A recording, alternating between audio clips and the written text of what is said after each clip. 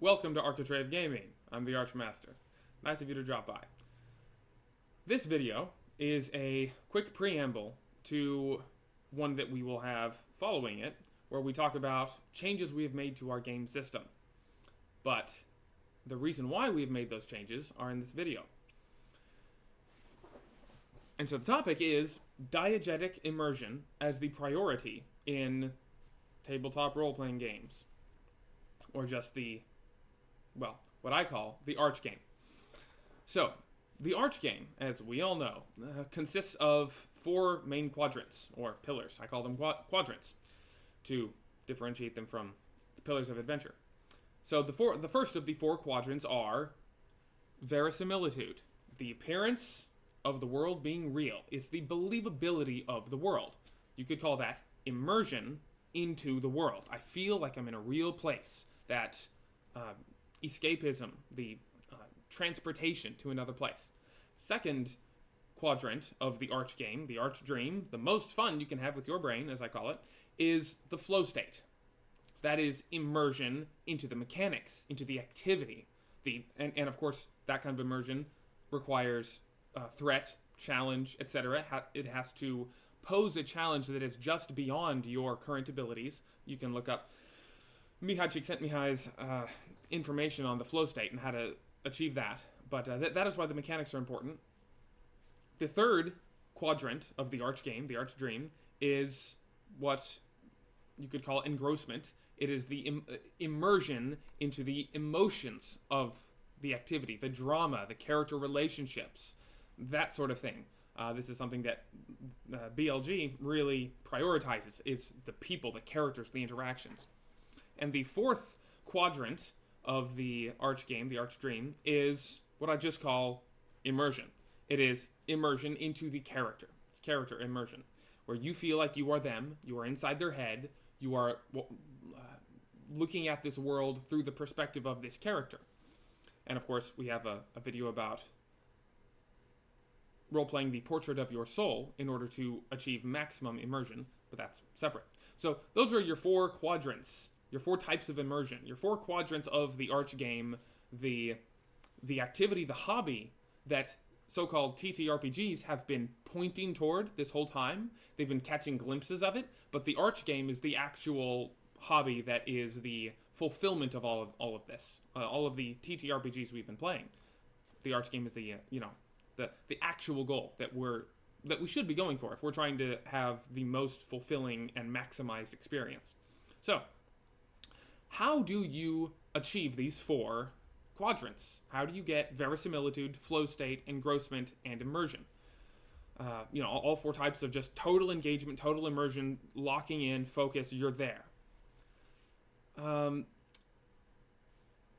is achieved through diegesis, or diegetic experiences, which means what you as the player are experiencing is as close as possible to what the character, your character, is also experiencing. We want to align your experience in every facet, which includes your motivations, your thoughts, your personalities, opinions, etc. Everything about your experience at the table, we want to be as closely aligned to the character's experience in the world as possible. This is how you get immersion. I'm fully there, I am this character. The whole promise of my game, of the Arch game, is live another life in another world. The whole point of that isn't for you to simply watch someone else living another life. Here's my character, Grognard. He is going to live this fantasy life, and I get to watch him. I get to tell a story about him in this collaborative storytelling game. No. That's not the Arch game. That is not the most fun you can have with your brain. That is not the heights of experience that this medium offers. You are selling yourself short if that's all you're going for. Telling a story about someone else having a great time. The point of the Arch game is for you to have a great time. I want you as the player to experience the heights and the depths, the highs and lows, the thrill, the emotions, all of it that character is feeling. I don't want there to be any sort of disconnect between you two. I want it to be like a dream, where if you were to go to sleep and I could put probes in your brain and give you a certain dream where you're in the dream and you think it's real and you're fighting orcs and getting magic powers and you feel awesome because you're in the dream, first person. This is you. You're in this world. If I could do that, then I would. Maybe. I don't know. That's not really what I'm going for. Anyway, that is the unachievable goal. That is the platonic goal of a full immersive dream experience. But we can't achieve that. I can't actually, give you a super cool dream. The next best thing is a waking dream. The next best thing is we all just imagine it at a table with friends. And so if that's the next best thing we can do, that's fine. I'll go for it. We'll have a rule book and we'll make this happen. But I still want it to be as close to a dream as possible, because that is the goal. That is the most fun you can have with your brain, is this waking dream. So we can't have any sort of disconnect between you and the character. If you're in a dream and you think it's real, when does the dream end? It's when you notice something's odd. You notice something's off. You say, wait a minute, this isn't real anymore. And then you realize, oh, I'm in a dream. And then you wake up. That's what we're trying to avoid. That's what it means when you break immersion. You wake up from the dream.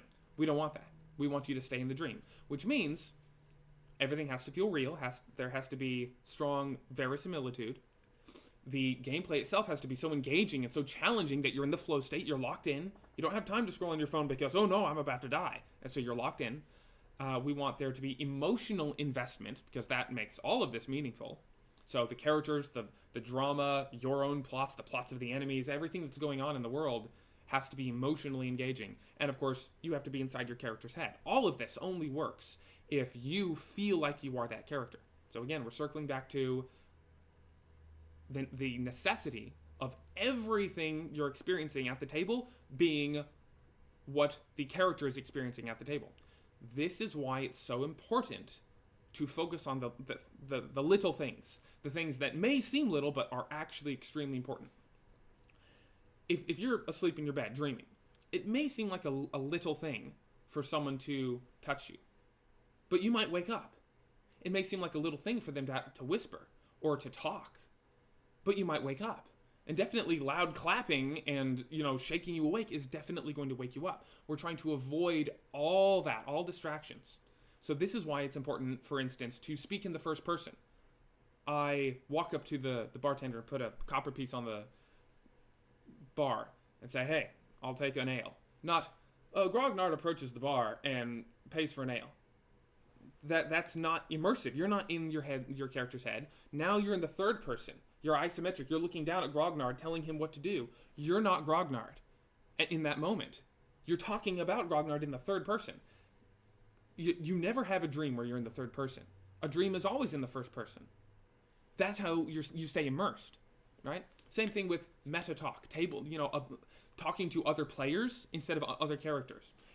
In my game, at my table, in my system, you're not allowed to talk to the other players. You're not allowed to talk to the GM. You must only talk to the characters. You're in the world the whole time. Any time that you say, hey GM, how many torches are in the room? You have woken up from the dream, and now you're talking to another waking person. The game master is not a person within the dream.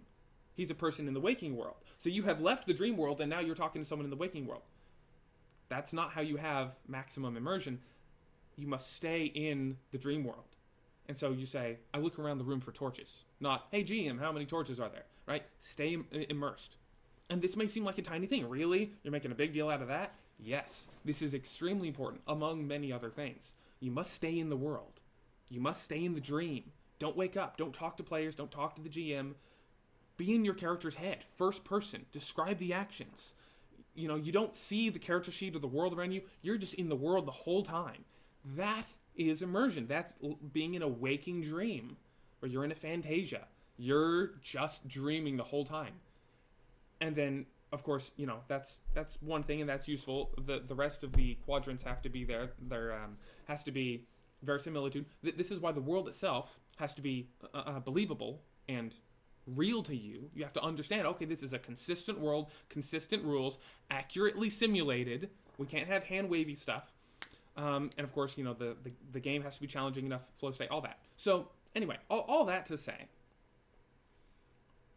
knowing this, that the Arch game is achieved through full maximum immersion, we are keeping that in mind when we're designing our system, that you as the player should experience everything the character is experiencing. And if it's so detrimental for you to do anything outside of the dream world, for you to interact with the real world, if that is such a problem, then the game system itself that we give you better not require you to do anything outside of the dream. It can't require you to do anything meta. This is why we don't have meta rules, like storytelling rules, like quantum inventory or flashback system, because that's something that the player is deciding. It's not something that the character is deciding. If you're playing Blades in the Dark, and you have your flashback mechanic, and so you're walking down a hallway on the way to your heist, and a guard comes around the corner, and you say, oh, I used my flashback. I already talked to this guard and bribed him, so he's going to let us pass. Okay. Is that the experience that the character is having? Did that character say, oh, I'm going to do a flashback sequence. I already bribed this guard, so he's going to let us pass. Is that what the character is experiencing? No, not at all. The character has a completely different experience than the player does. That breaks immersion. You're not playing the Arch game. You're not having the most fun you can have with your brain. That is several rungs below the experience that I'm trying to promote here. So that is why we don't have rules like that. So for you to live another life in another world, we need to make sure that everything happens to that character is happening to you, and nothing that happens to the character isn't happening to you, and nothing that you do is separate from the character. That nothing that happens to you does the character not experience. We want to make sure those are completely aligned. And so, again, I'm taking a very long time to actually get to my main point of the value of diegesis. Diegetic experience, where what the character is experiencing is what the player is experiencing. That is kind of the whole point of what we're doing here. Is we're trying to make a system that is so accurately simulated that you achieve verisimilitude, and so adequately challenging that you have the flow state. And we're trying to give a world that is so emotionally engaging that it just grips your emotions. You know, like a minor example is in Skyrim, you have the Civil War. And hardcore Skyrim players are really emotionally invested in one side or the other, because the designers of the setting made sure that they got emotionally engaging sides, that they created an emotionally engaging conflict. People have strong opinions about it, right? So those are the kind of settings that we want to make, is stuff that really grabs you in, where you cannot help but have an opinion, because that speaks to you on an emotional level. That's what we're trying to go for with the setting. And of course, the thing that only you can do is immersion into your character, portrait of your soul, etc. Anyway, feels like we had a final example or a final point or something. I guess I'll just make one up, because I got so lost and distracted in the last 13 minutes. But anyway, a diegetic experience where you are experiencing what your character is experiencing is absolutely essential. And man, it seems like there should be an example of this. Well, anyway, my next video is going to go through a major change that happened recently in my game, previously called Arches and Avatars, going to be called something else. I'll just call it Ikniro, because that's likely going to be part of its title. A major change that happened in our game Ikniro is in the interest of diegesis, of making sure that your experience is the same as your character's experience. Man, it feels like I'm terribly missing something. Anyway, thank you for watching. The next video should be coming soon. And please feed the algorithm, and you have a nice day. God bless.